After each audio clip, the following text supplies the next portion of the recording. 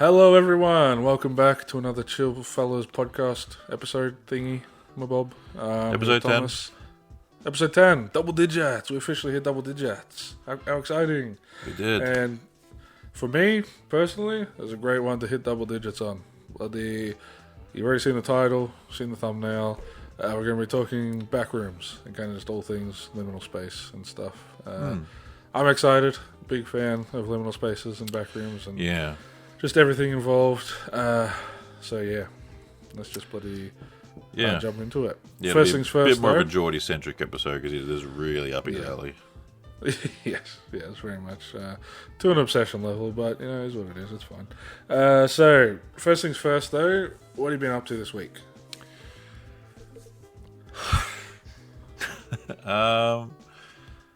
Everything and nothing, to be honest.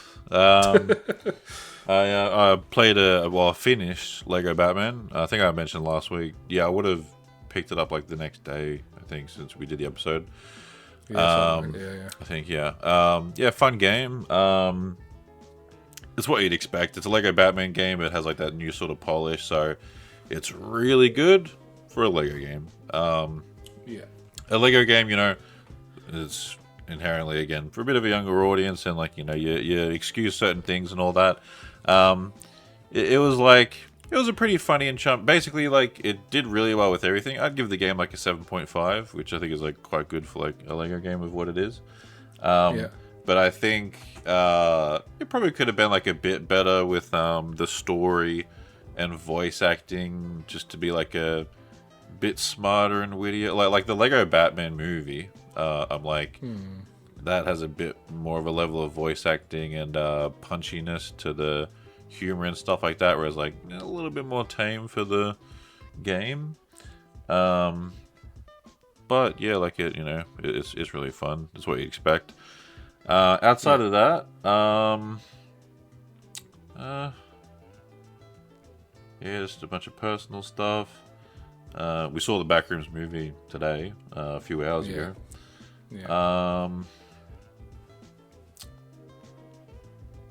I need to bloody write down what I do because it bloody leaves my head. How about yourself? Not a huge amount. So it started.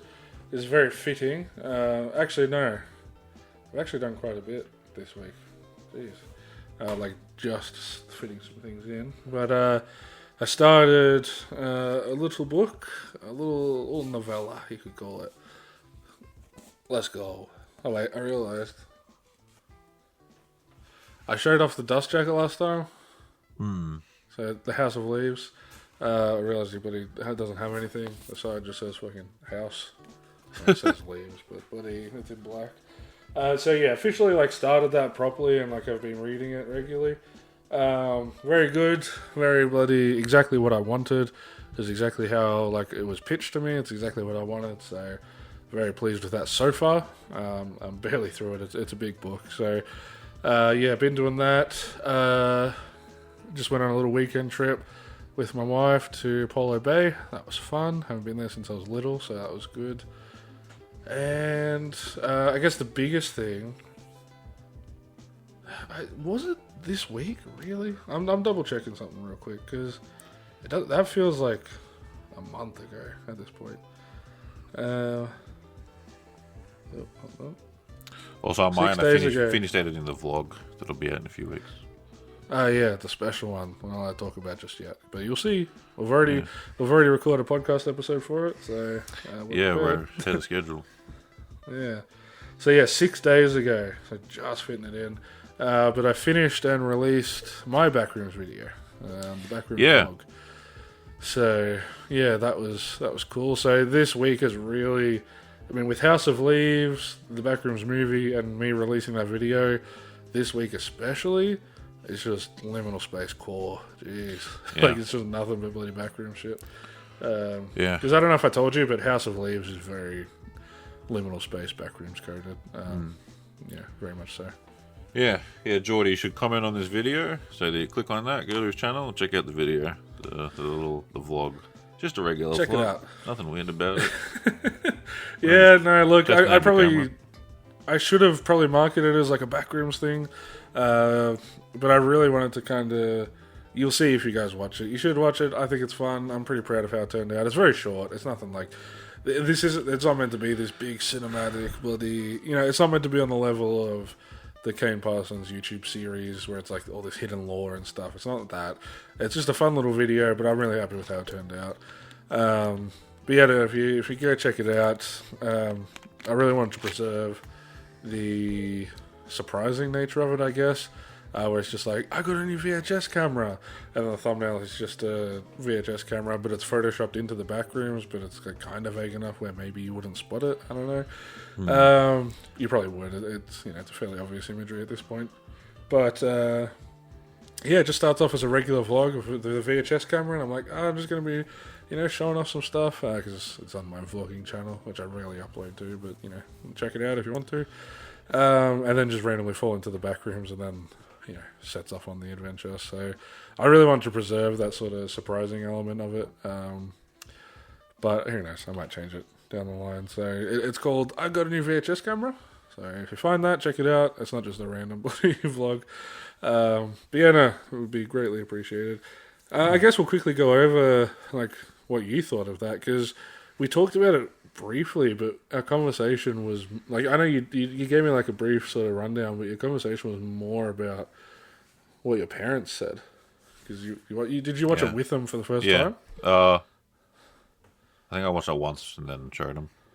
Yeah. I think actually, I think. And I thought it was really good. Obviously I saw you making it for a bit.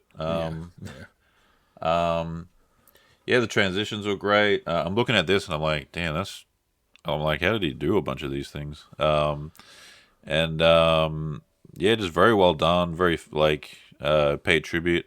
And because I know particular things, I'm like, a bunch of the Easter eggs in there, I'm like, they fit well. And that was fun. Just a great little personal project. Sweet. It's just cool. I think you should do more fun stuff like that, where it's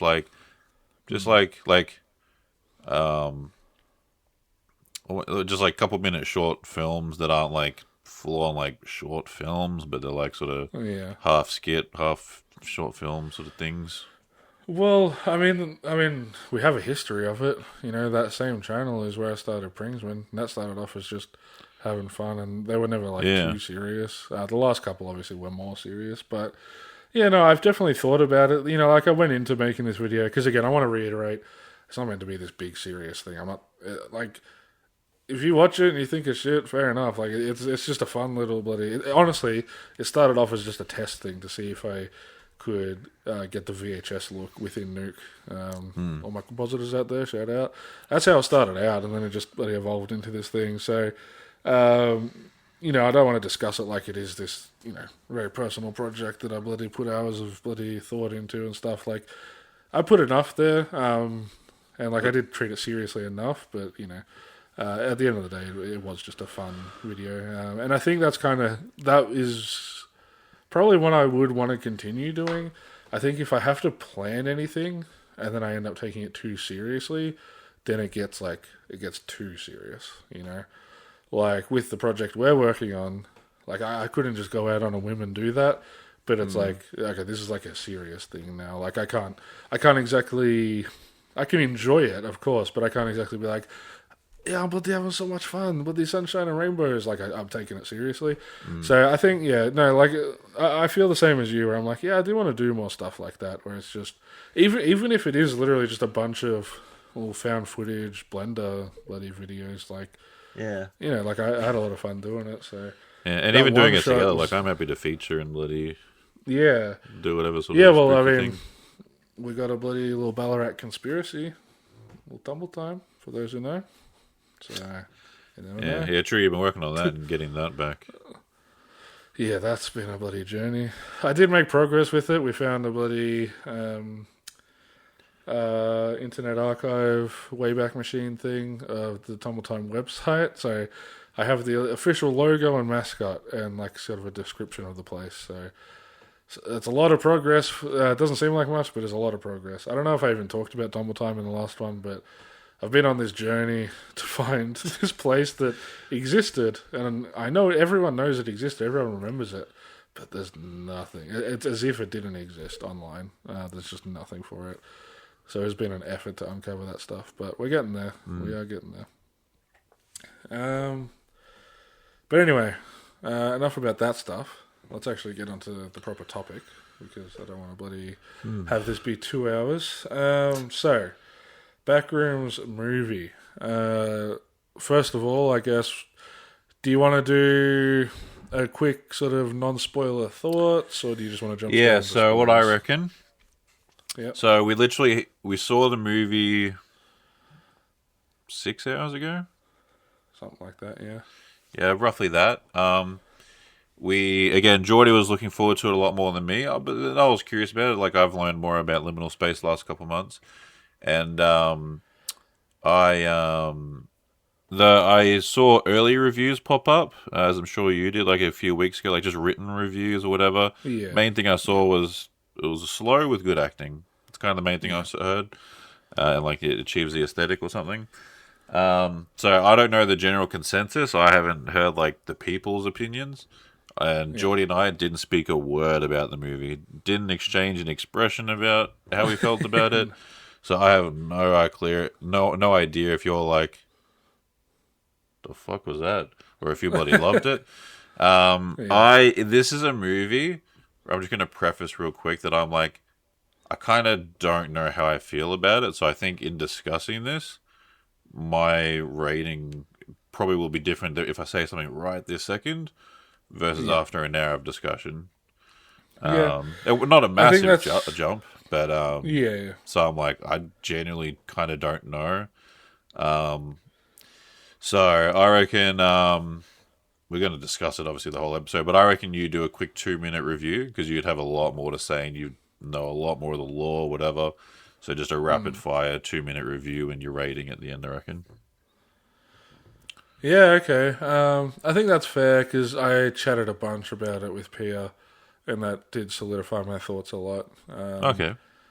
Yeah, because in the moment, it's all a bit of a jumble. You're experiencing it for the first time. That's why I was like tempted to see it a second time, like straight after, to really like solidify my thoughts. But I don't think that's necessary. I just talked about it a bunch, and I did watch a couple reviews on it just to kind of, Okay. Basically, I just immersed myself into it. Just I'm like, all right, I've seen it now. I want to see kind of where I'm sitting. And so, I think that definitely helped me. So Yeah, I haven't seen anything. yeah. Well, here's your bloody YouTube short. We just saw the Backrooms movie, and I gotta say, I'm indifferent. 50-50. Okay. So, like, basically, I really liked it. It was hitting the notes I wanted it to hit, not quite as hard as I wanted it to hit them. But then there's a certain point which, just for the sake of non-spoilers and just keeping it brief, a certain point with a bloody kitchen table. As soon as that happens, lost me. Just like way more than I was expecting to, and way more than I wanted. And then it just bloody went, bloody ended. I'm like, what? So abrupt. The pacing felt off, particularly from that point on. But I gotta say, before that point, extremely strong, and I really enjoyed it, really liked it. I loved the tone, I loved the atmosphere, and I just the way it's shot, the set design, everything. I have my gripes, of course, like it's not perfect, but I still really liked it. And then it's just that one point just sent me in a spiral until the end of the movie, and then I was just left sitting there kind of confused, I guess. So I guess that's kind of the general statement. The Backrooms movie confused me. What's your rating? With how I'm sitting now,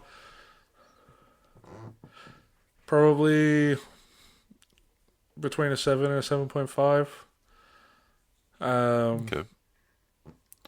Yeah, because like I said, even the part that I did really like, there were some issues. But yeah, no, like again, like people say 7 nowadays, and to them 7 is like mid, but I'm very very strict with like, dude. 5 is mid. You can really tell someone's age and all that by how they rate things, and like I see there's so many of those stupid TikToks rating like all the flash suits, more youthful games and like suits and all that, and they're just like, yeah, 9 out of 10 is alright. I'm like, yeah. do you fucking comprehend how to rate? Yeah, I'm very strict with my ratings, especially because I've done really bad ones in the past. I'm determined to like, I want to actually think shit out. And honestly, 8.9. Honestly, yeah, yeah. So 7 is still really good. It's well above average, but it doesn't quite hit the great category for me. Yeah, okay. Yeah, okay. I can't really give like I literally feel the exact same. Like I can't really give like a review. I'm just like, yeah, literally the exact same. I have a lot less connection to like the lore and like all these Easter eggs and like that kind of stuff. So I know a little, but like, yeah, you know. But yeah, that particular scene on it, like when I was watching it, I'm like, I think it also just suffers from like really good build up. So and then like the climax, I'm like, ooh, because of how good the build up was, it really shows that what? Like I literally think it lost direction. It was like it was setting up an arc to happen, and it kind of like reverted to be like, oh, Snow White, you think it's actually bloody spooky, depressing. And even if they were going to go that way, I'm like, they should have kind of made it more tragic rather than like, no, I'm yeah. Well, dude, I'm the Joker, like, baby. I don't know if it was that, but no, it wasn't that insane. But yeah, but I'm just like, things. Yeah, so I'm like, yeah. Here onwards, well, I guess we'll talk spoilers. Yeah. So spoiler warning. Big spoiler warning. Do not watch if you haven't seen the movie. Yeah, so the kitchen table bit in the monster, I'm like, yeah, that was my thing too. I'm like, the monster? I'm like, yeah. They built him up great. It was like the Jaws effect. Dude. And I really liked that drawing on the wall. And I'm like, oh, he's like a pirate. Yeah, that was sort cool. of like, that's an interesting sort of thing. And like, again, I get they were trying to do it, and I'm just like, I was a bit lost with that. I'm just like, and I also thought the visuals effects of that, I'm like, looks a little cartoonish. They were lacking. Yeah, they were lacking a little bit with the. Because not everything else looked great. Yeah, which is weird because we're gonna see a bunch of stuff being like, I can't believe it was practical because they cast that dude. And I'm like, bro was just there for reference. That is not a practical person. I'm sorry. Maybe that when he puts his hand out of the door, like I can see that being practical. But that being said as well, I'm like, if that is practical, that's almost problematic because he would be doing blackface. Because it's a white guy, the character, he's a copy of, is black. So explain yourself, Kane. Explain yourself. No, so obviously that's a joke, but yeah, that whole thing. So I'll focus on that first because that is the biggest thing for me. Firstly, how quickly he went insane was really unjustified to me.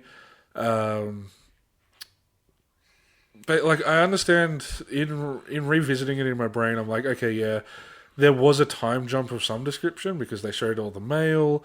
I don't know how he sent a voicemail to the therapist. I'm assuming that was him on the voicemail. Yeah. It was a little confusing. I'm like, it sounded like him, and it made sense to be him, but I'm like, he was talking about the windows after she just had a flashback about the windows. I'm like, oh, maybe it's a dad. That's partially me because I have this theory about the therapist's dad, which I'll get into in a second. Okay. But yeah, I'm not sure how he sent that voicemail, but it's not clear in the slightest how long he's been there.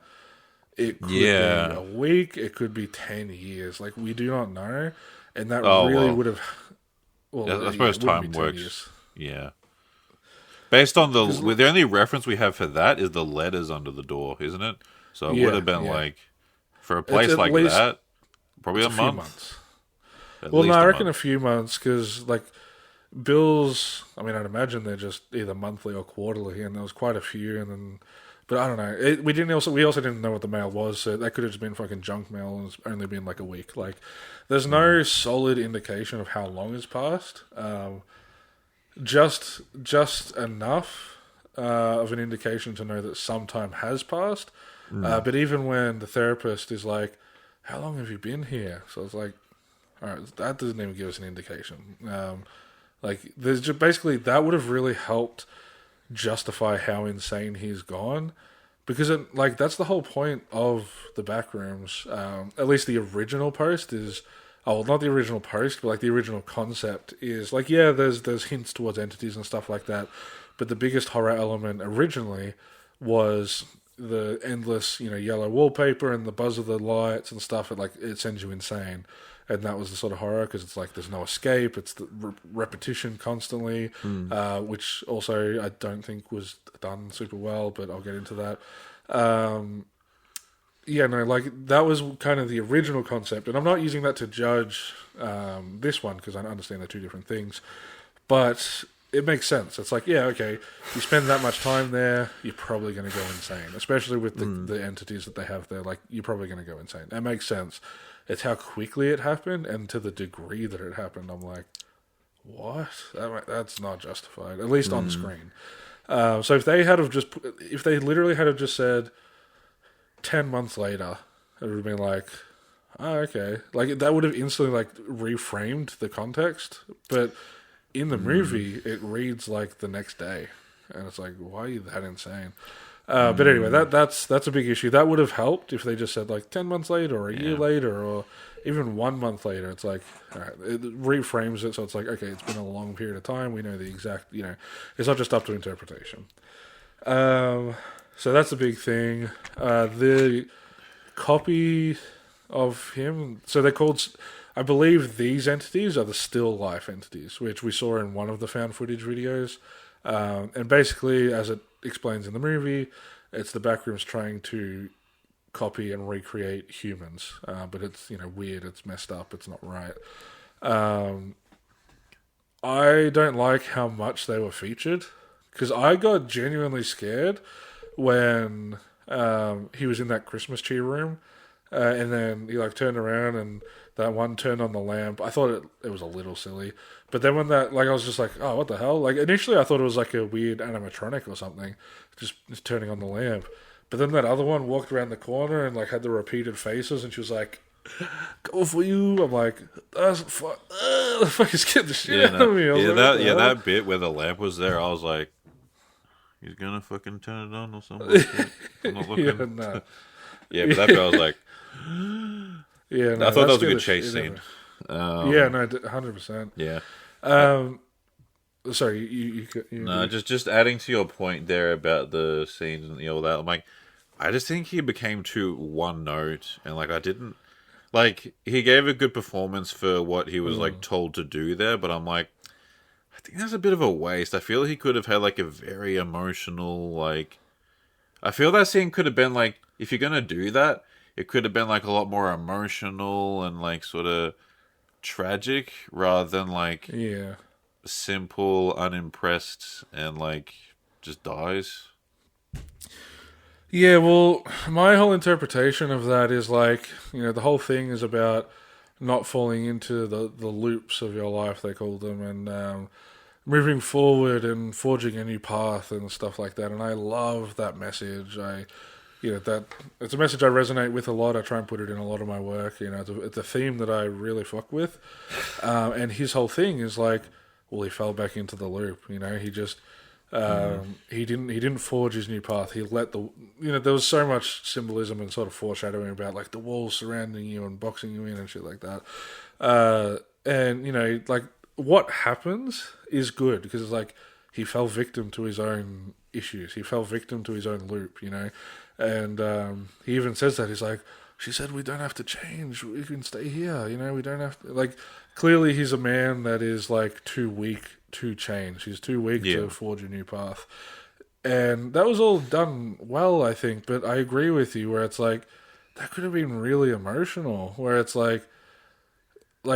I don't know, maybe he's in it for longer and they're in it together and they're trying to escape and stuff, and then we see him slowly go insane rather than just like a time jump, and then by the end of it, she's like, "You don't have to do this. Come on, we can get out." And he's just like, "I have to. I can't." And it, like maybe like at the doorway, because he never like forced her to stay. He was cutting her out of the bloody ties. He was just like, just don't make me go back. And she's like, all right, fuck you then, stay here, I don't care. I did find how like confrontational she was. She was like, you're fucked, you're insane.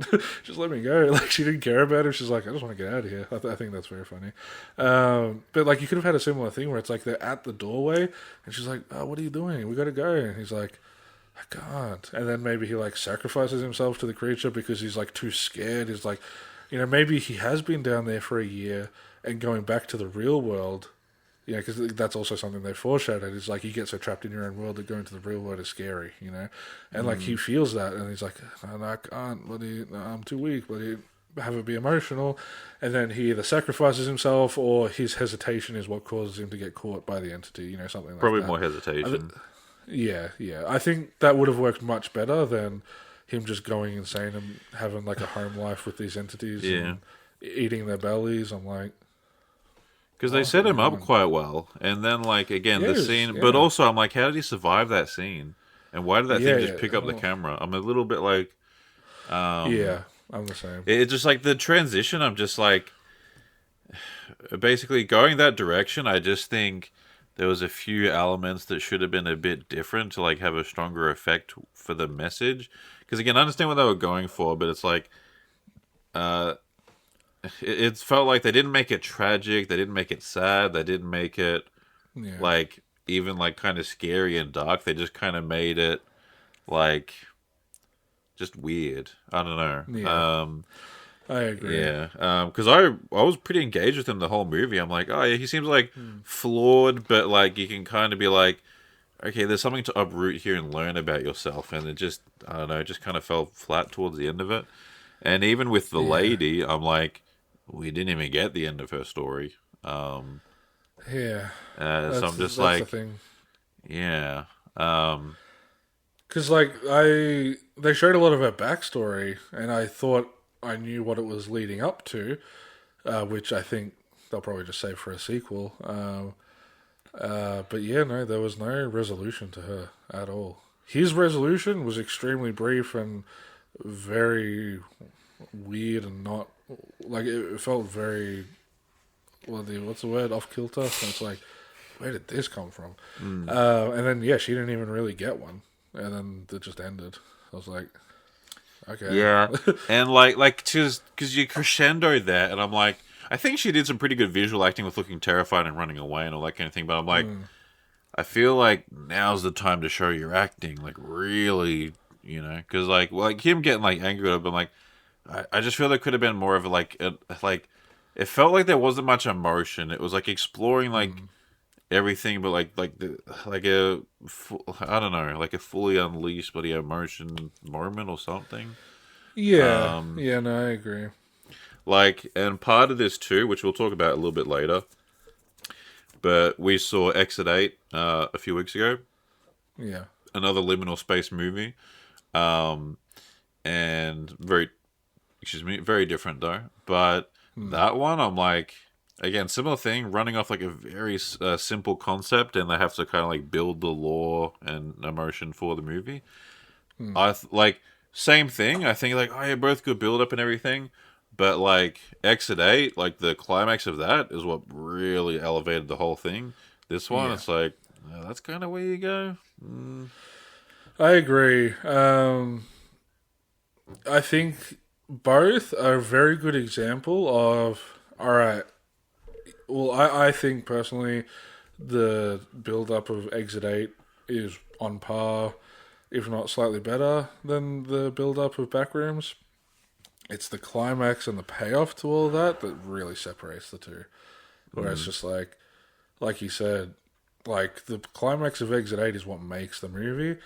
The climax of Backrooms is, unfortunately, for lack of a better word, what breaks the movie. Yeah. Like imagine if Exit 8 was literally just like in the ocean scene, it's just like, He's all standing out looking at the ocean. Also, spoilers for that movie. He's looking out, looking at the ocean, and the son's like, "Bloody dad, bloody come back, got a shell or whatever." And he's like, he doesn't look, and then it cuts back to the room, and he's like, "Nah, I'm not saving you, bloody. I'm stuck in here." Yeah. That's a very good like comparison. Like that's imagine. It's like that's not fitting with the character at all. It's not justified. Yeah, no, I agree.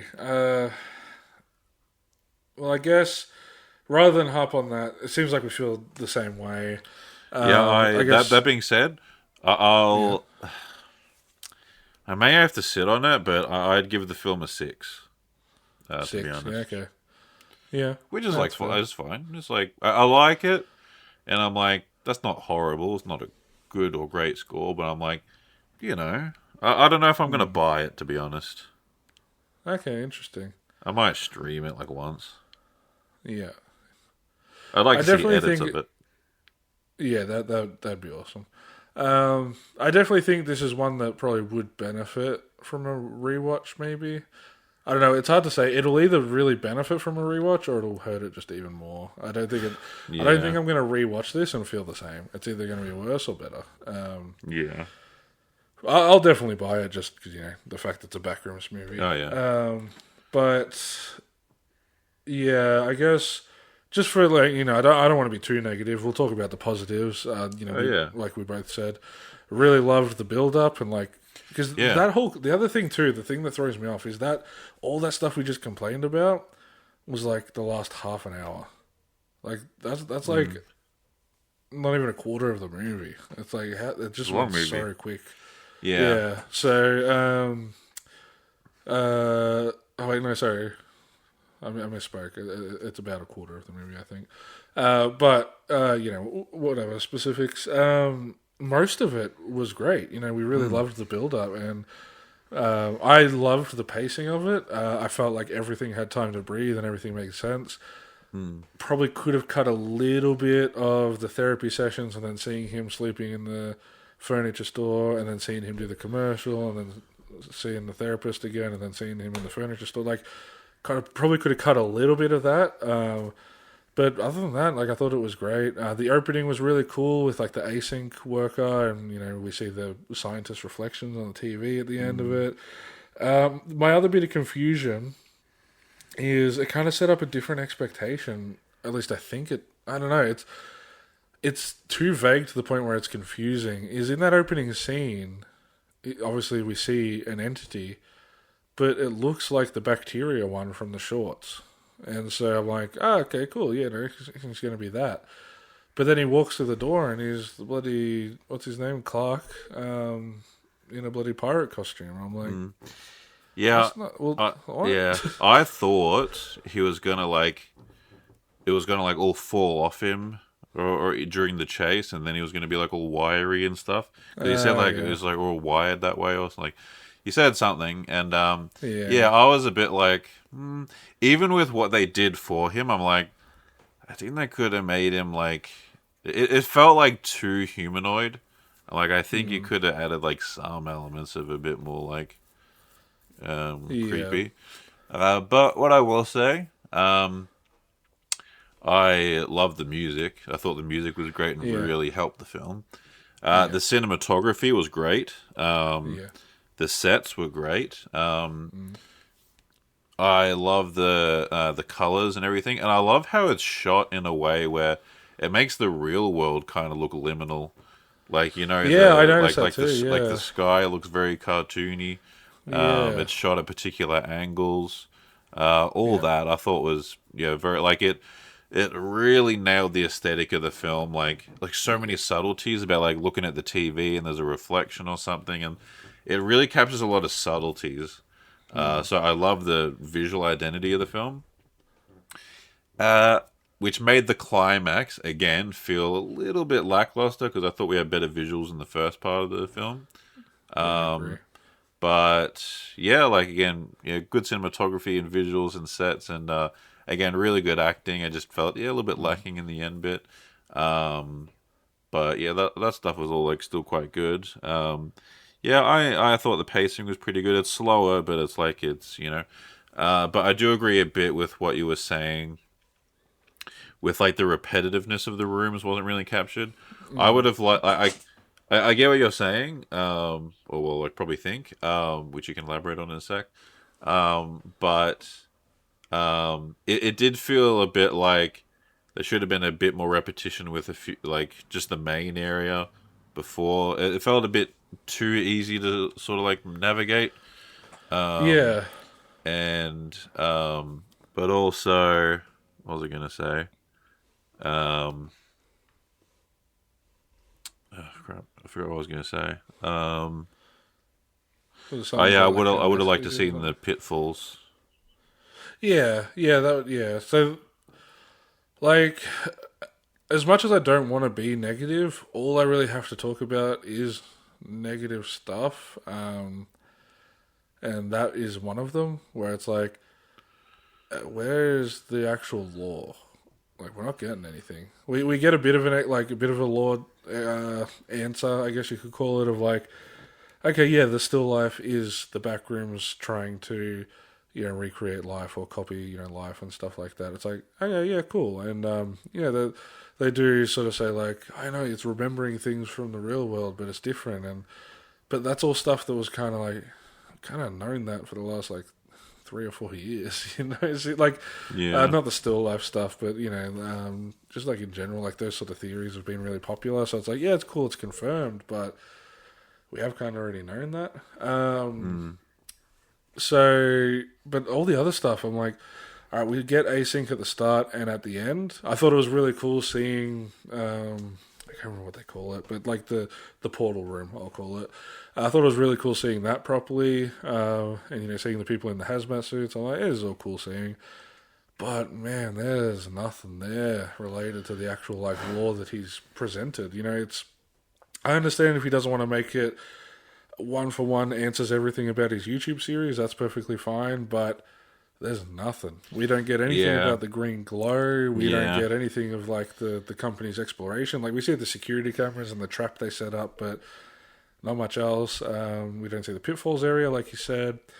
There's the red, we saw the red light from a few windows. I'm like, but we didn't go into any of those rooms that had the red light. Yeah, that's the other thing. Apart from like the Christmas tree, but that kind of like, I don't think it was the same thing. No, it's a different thing.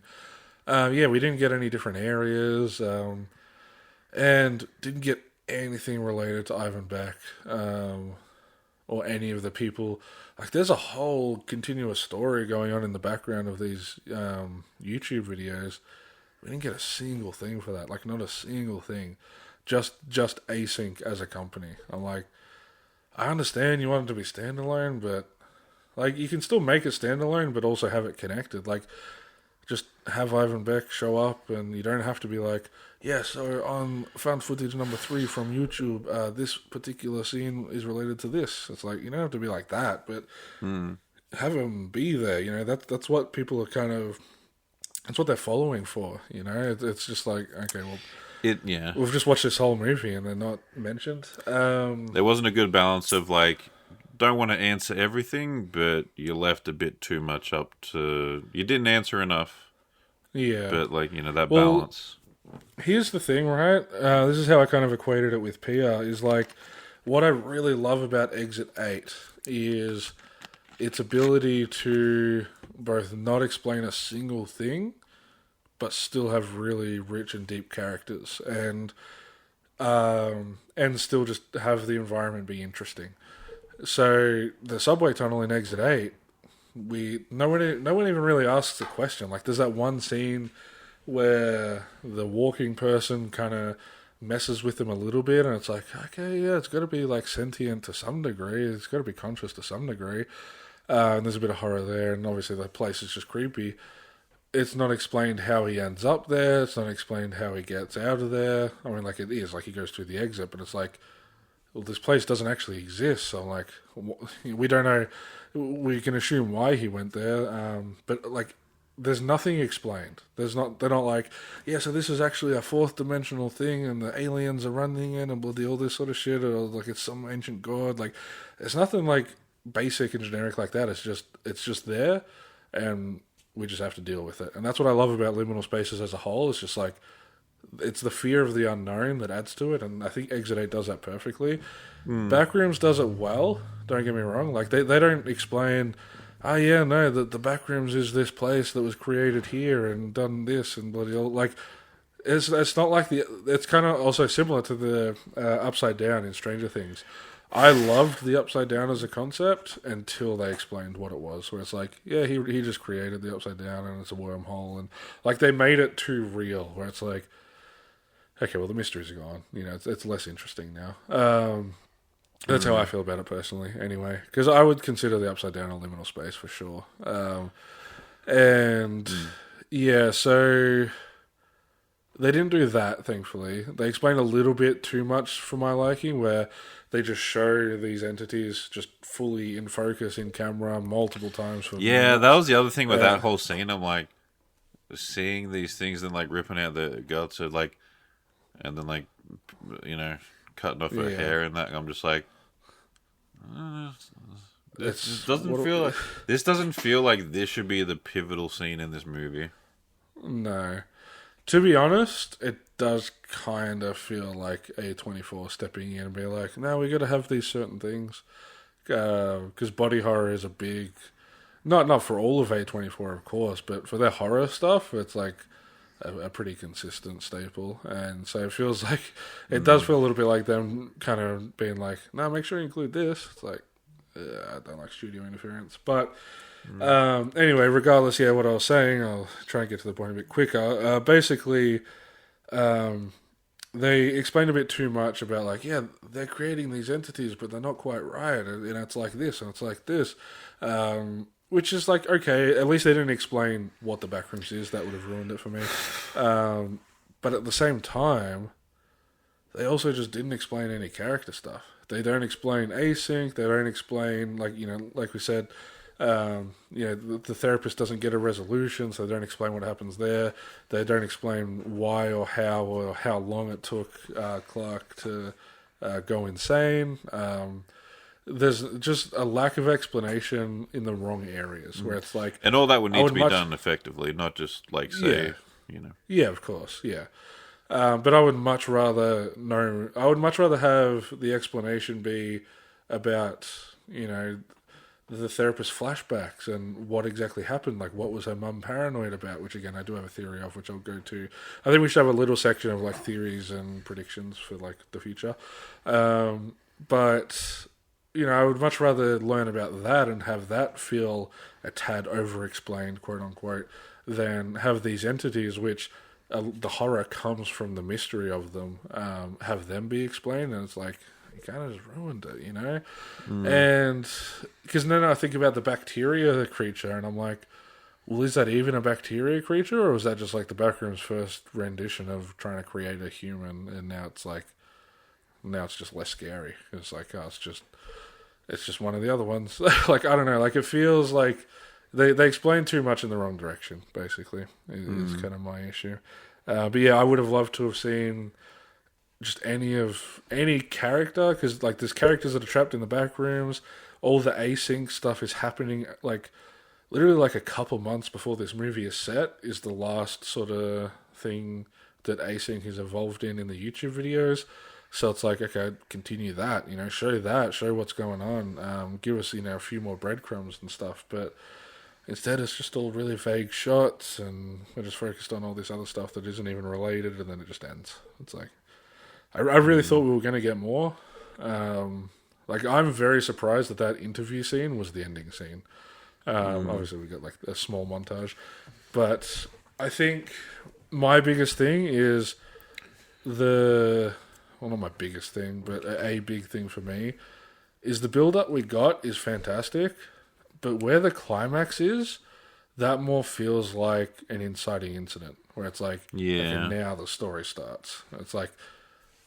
It feels like we focus too much on like the first act, up until the inciting incident, and then we just jump straight to the climax. And I do have a theory for that, which is, and sort of just like a general comment.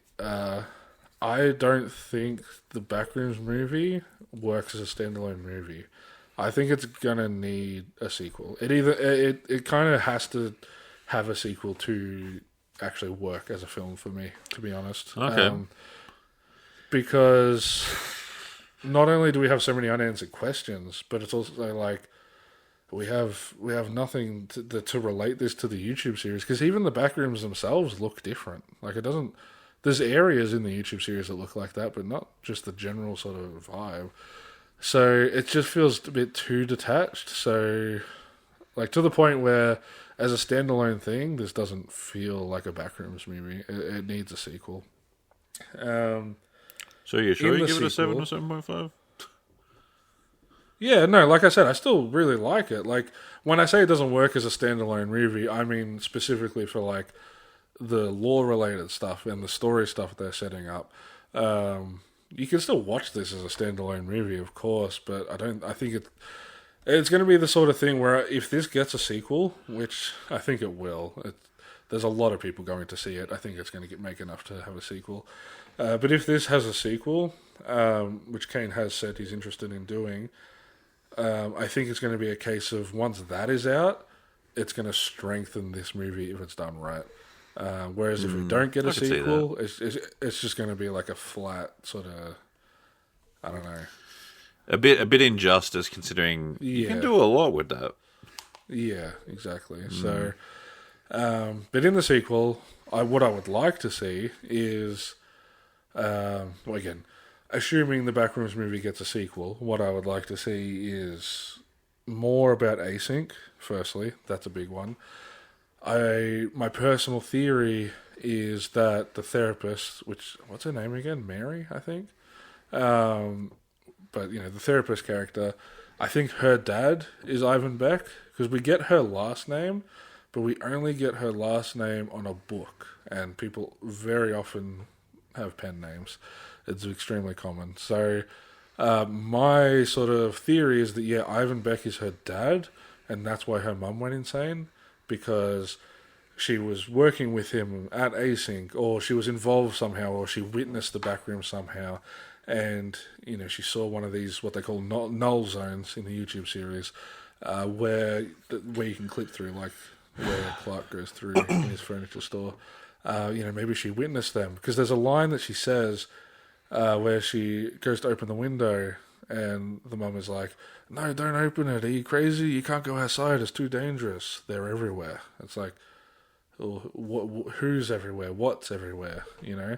And so I think it could be a case of, well, these null zones are everywhere. You could go outside and then just no clip into the back rooms, and then you're lost forever. Yeah. So that's kind of my theory, is that there's a connection there that they're setting up. Wasn't paid off in this one, of course, but I think if they were to do a sequel, make Ivan Beck the sort of central sort of through line, and this therapist lady, and which again I believe her name was Mary. I'm blanking at the moment, and then have that be the central plot and dynamic of the film, and that could relate to the symbolism of the backrooms and all that sort of stuff. Because she ends up being the main character, and the thing is as well, because I'm pretty sure this wasn't in the ending montage. This was like a little bit earlier, in her house, and it showed it, and then it went down and like showed it gradually. Sort of, maybe that was like a sort of link to the mum sort of thinking that, or like some imagery with that, because that went down quite a few layers, which is a very cool moment. But I think there's a bunch to explore with what you said, and I think it's pretty plausible. I hope that happens, because if that happens, like I said, I think it'll strengthen this movie so much more. I also hope that they don't rely on the still life entities too much. I hope we see the bacteria one and we get more of that, because the bacteria entity is directly related to the green glow that is seen a bunch of times, which again, didn't get a single thing for that. But like, I'll get into like a little bit of a scene discussion as well in a second. I'm trying to keep it brief because we're coming up on an hour. This is just quite a lot to talk about. But yeah, in one of the found footage things, we see the bacteria sort of, I guess it's basically like the bacteria monster's bedroom. It's like stuff hanging from the walls, and it's like blending in with all these vines. It looks very similar to sort of the Upside Down. And the person holding the camera, I believe, I might be misremembering, but basically like the green glow starts to happen, and she turns around and the bacteria monster is like coming out of the bloody... I think I'm misremembering, but basically the bacteria monster is coming out of this room and then chases her, and then she gets caught by the green glow. And we don't know what happens, but there's also the green glow that is directly correlated with Ivan Beck. We see it a lot in the pitfalls area. When he opens the door, he's like, "Oh, you're going to come see this because there's this giant green glow," but then it's gone later, so we don't know what that means. There's a theory about like the texture stretching and how like the green glow means that rooms are being moved around. And I did notice some texture stretching in this movie, so I thought that was cool. A cool Easter egg. Okay. Yeah, I did notice that. Yeah, so basically, I think there's a lot they need to include if they do end up making a sequel, but if they do include it, will really strengthen this one, I think. Because what they did here feels like the safest, most general audience-friendly version of what they could have done. Which I'm all for. Don't get me wrong. I don't want to show up to this movie and you have to have seen, 5 hours worth of bloody YouTube series. Like, I don't want it to be like that, but just more to give us that story. And they've done the setup now. I think this is plenty of setup for the general audience to follow. And then the sequel, then you can bring in all the other stuff and pay that off a bit better. So yeah, that's my hopes for the future. Yeah. Favorite scene? Favorite scene? I have my answer. This might be a bit of a rogue choice. My favorite general scene was yeah,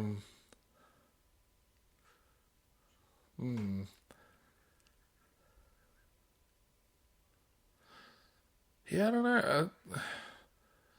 All right, this is a bit of a weird answer, but it's a bit of a weird movie, so I think it's fitting. My favorite scene was a particular scene up until a certain point, and then it kind of became one of my least favorites. But when what was that, sir? Well, the earbud came out. What did you say? Ooh. Now, basically, my favorite scene is my favorite scene up until a certain point. Then it kind of becomes one of my least favorites. So it's a bit of a weird answer, but that's rare. When she comes around the corner and there's like that painting on the wall of the entity and stuff, and she hears the footsteps and she's like, "Clark, is that you?" And we don't see him at all. We just hear his voice, and he's like, "You're being too loud. You need to be quiet," or something like that, something along those lines. The tension in that scene was perfect. It was so fantastically done. It was exactly what I wanted. Yeah, just the whole thing, like, the creepiness of the drawing and like what it's hinting at, and then not seeing him and having it be the exact same static shot of the hallway where it's like, two exits and you don't know which one the sound's coming from and shit like that. Like, it was really well done. And I was so locked in on that scene. And where I thought it was going is where I wish it went. It would have been so much better for it. But the bacteria... Well, at this stage, I don't know if the bacteria entity and these still life entities, I don't know if they're the same things. Like, they kept it so vague, whereas now it's just made me sort of... I've lost clarity. Even though they showed them a bunch, now I've lost understanding of what they are. Because they seemed very distinct in the YouTube series, but now they're, like, very close. And it's like, okay, well, now I don't know. But assuming they're different, the bacteria entity can, like, mimic voices and stuff. Because in one of the found footage things, this is when you see like the Red City, and he walks into a house in the Red City. Like, you see him walk through it basically, and the bacteria entity is basically mimicking his co-worker's voice, or just, I don't know if it's his co-worker specifically, or just like a random person's voice. And he's like, help me, please help me. And that's what kind of lures him in. He's like, oh, hello, you alright, buddy? What's going on? And then he gets into like this room and it's like, help, please. And he zooms in and it's the bacteria entity, and it just like turns to him and he's like all bloody gangly and shit. He's like, that's not fucking human. That's not human. And bloody runs out, and it's like this big chase scene. I think that is such a creepy and really cool sort of thing to include in this sort of entity's repertoire. And I thought that was where the scene was going. I thought it was going to be, because he was sounding so ominous and weird, and last we saw he was trapped in a room with the entity. It's like, he died. That's what I thought at the time. And it was like, how did you find me? Oh, you're being too loud. Be quiet. Like, but whatever he was saying, it was very ominous and creepy. And, we heard the footsteps. They sounded heavy and stuff like that, and the tension was building. I thought what was going to happen was, whichever hallway it was, where, it's Clark talking and stuff, and the tension's building, and then you just see this bloody tendril thing, like, come around the corner and just, like, bloody start walking at her. Like, fucking really unexpected. Like, kind of how they did it with the Christmas tree, where the light turned on, and then the entity walked, like, around the Christmas tree and came into the light, and it was like, by the time you actually notice it, it's already, like, really close, and it's like, oh. Yeah. I thought they were going to do something like that, where it's like, the bacteria entity is mimicking Clark's voice to lure her in, and then he kind of comes around the corner and, like, goes for her. I thought if they had done that, that would have been so cool. Well, that was the pivotal moment, because that was just before the climax where they did all the weird shit and choked her out and all that. But that moment, that build up, I'm like, oh, okay, oh, and then we're in that end scene, and it's like, so like I was intrigued for the first minute, but then how long that scene went and then where it went, I'm like, so I get what you mean. Yeah, but that really good tension. The build up of that scene is my favorite part of the movie, I'd say. Also, just seeing the Backrooms in general, it's really cool to see them not through a bloody VHS filter done in blender. It's just cool to see them. 100%.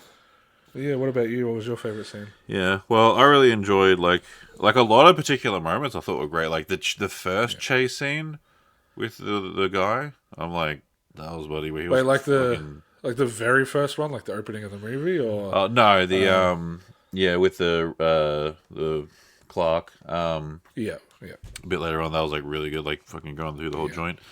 But a lot of good tension. Like there's so many great shots. But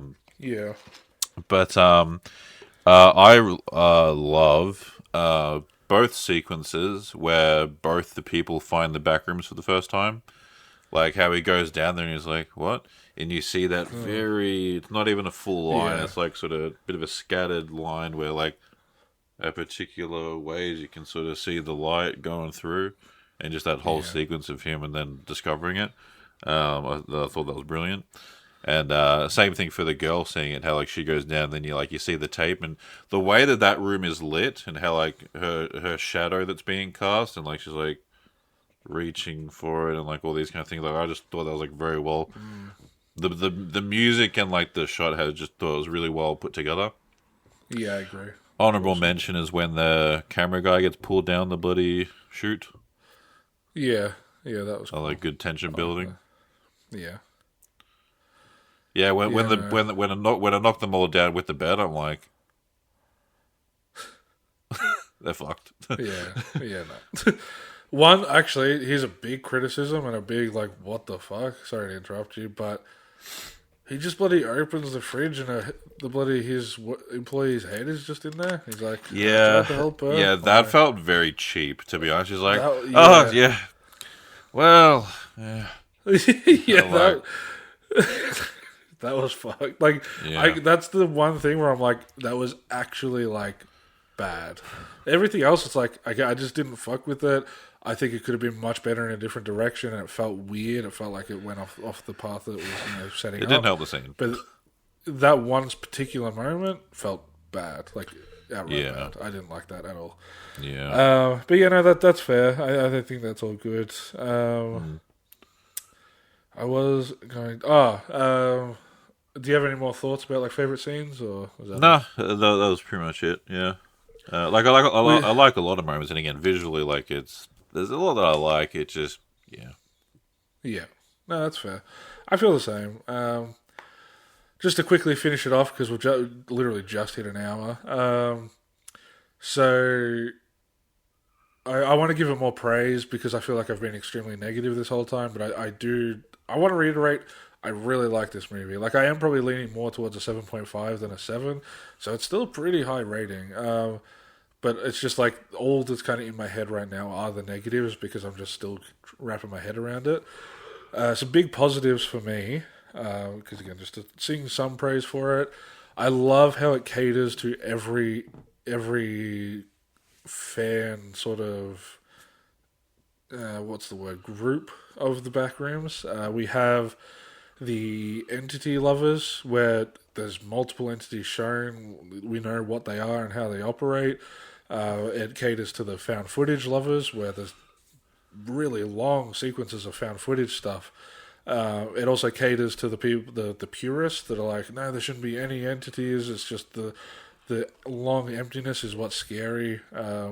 Because when he first discovers the Backrooms, like, yeah, we get a little bit of a hint of like there's something out there, but like he's just walking around for a solid like 5-10 minutes, and there's no dialogue, there's no music.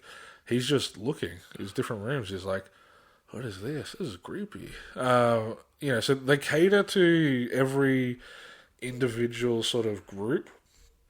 I guess that you could put them on individual corner of the Backrooms fandom as a whole. I really respect that. I think they gave everyone enough to be like, yeah, okay, that's cool.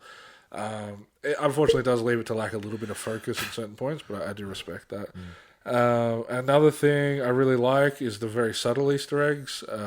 Like I mentioned a couple before, but some other standout ones in the chase scene. I really appreciated this. I thought it was really cool. So he stops for a brief second, and it's a recreation of the original image, which that one's well known.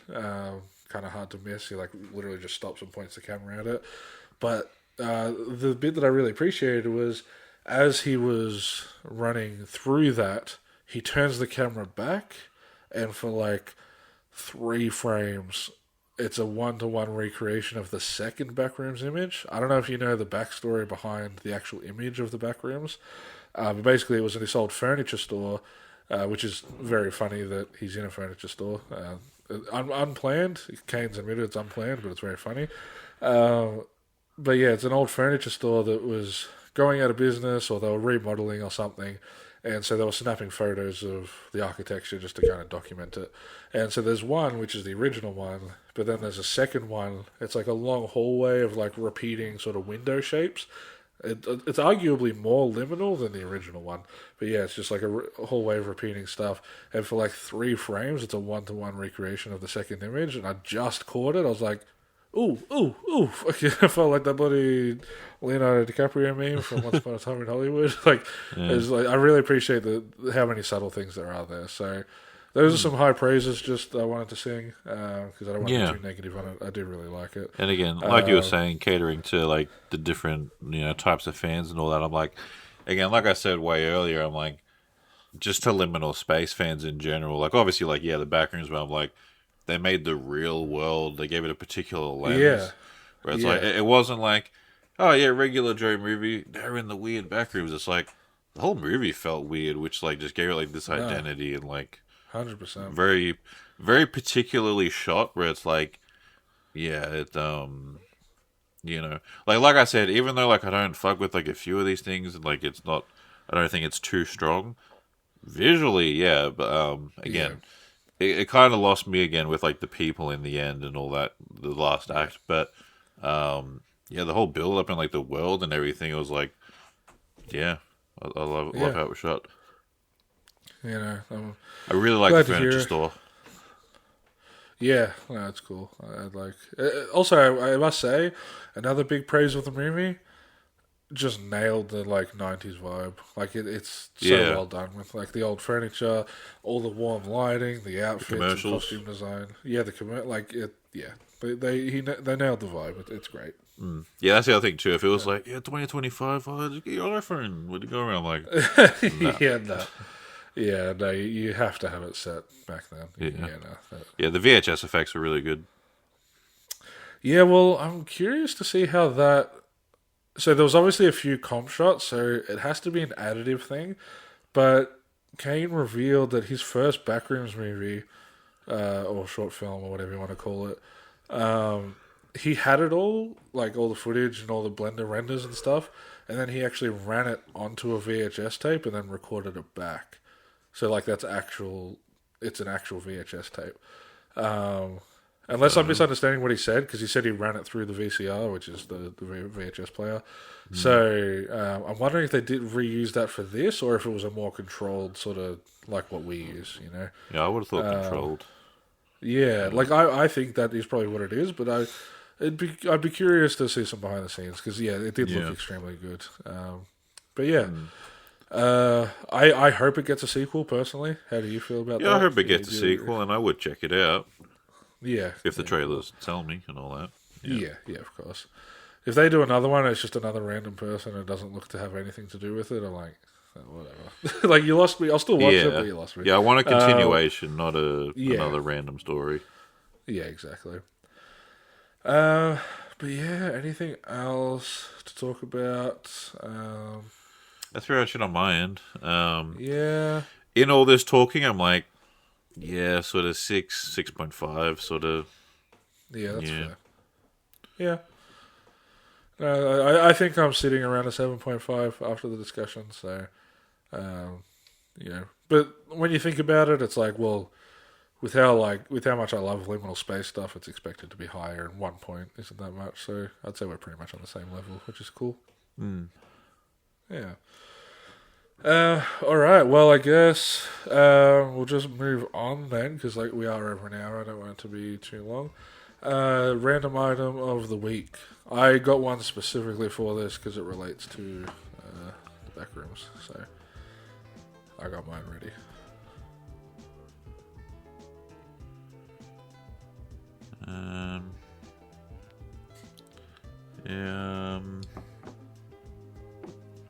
I got mine. Alright. Do you want to show yours off first? Yeah. Water bottle. Well, they're finding it in right at the end. I guess it is a Backrooms movie. just like the movie. Just doing the movie, you know. Alright, well, luckily mine... Oh, well, I do have this entity monster, bloody... Nah, just pulls out the bloody... Yeah, no, this one hopefully makes up for the bloody water bottle, but so there's a copy of The Yellow Wallpaper, which is a short story. I don't know if it necessarily inspired the original concept of the Backrooms. Not the concept like of endless bloody repetition and stuff like that, but the sort of the horror of it all. So I have read this before. It's really good. Basically, this woman suffers an injury, I believe, or she's sick or something. I am forgetting small details like that. But basically, she's trapped in the room, bedridden, and her room is filled with this yellow wallpaper, like yellow repeating wallpaper. And just throughout the course of the short story, because this is The Yellow Wallpaper and Other Stories, and look how thin it is. It's an extremely short story. It's like bloody 50 pages long, whatever. And throughout the story, she goes insane and she starts to hallucinate, and she hears things, she sees things in the wallpaper, like she thinks things are moving in the walls and coming to get her and stuff. And it's just a really good exploration of psychological horror that relates to the Backrooms, and it's often seen as like a pretty close approximation of the standard of Backrooms horror. So. Okay. Yeah, very good one. I read it a couple of years ago. Bloody great. So that's my random item of the week. Yeah. Yeah, sweet. But anyway. Well, mine was liminal space related. You know, the bloody dude next to date fucking ran out of his water bottle and the thing because it was whatever. That's true. Exactly. I don't know what you're talking about. What the hell? Go watch X8 if you haven't. It's really good. Like that. To give a bit of spectrum, because I don't know if we gave I forgot what we've actually said. Yeah, but I give that like an 8. Yeah, no. Majority gave that like Exit 8. Yeah, Exit 8 is a phenomenal movie. Unfortunately, it probably has hindered this film a little bit because now we've seen Okay, a liminal space movie can be done fantastically. So that now here, it's like if I hadn't seen Exit 8, I probably would have liked this one a bit more because I saw Exit 8.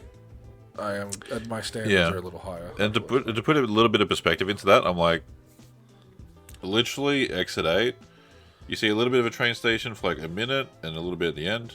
Spoiler, kind of, but literally 99% of the film is just one repeating like circular thing. Yeah. There's no 50 rooms. You don't see the real world. Yeah. You don't, and they do that much with that little of stuff. Yeah, absolutely. Like I am gonna get that on either Blu-ray or 4K, depending on which version I get. Yeah, you showed me the pre-order or something. Yeah, that looks awesome. But basically, I'm gonna get it. That in my sort of like personal Criterion collection. I am very confident saying that's like a masterclass of how you should do a liminal space movie. It's fantastic. So go see that. Go see Backrooms too. Support it. I want more stuff like this. So go support it. It is a good movie. We're not saying it's a shit movie. Just has its issues. So go see both if you can. But if you can only see one, see Exit 8. Yeah. And if you made it this far in the video, type in the comments Backroom Bandits in the comments, so we know you made it this far and you're a bloody awesome folk. If you can be bothered, type out. And the best part is, you can eat them. That's the favorite quote from the movie. Let's go. Yeah. Whatever. All right, I'm going.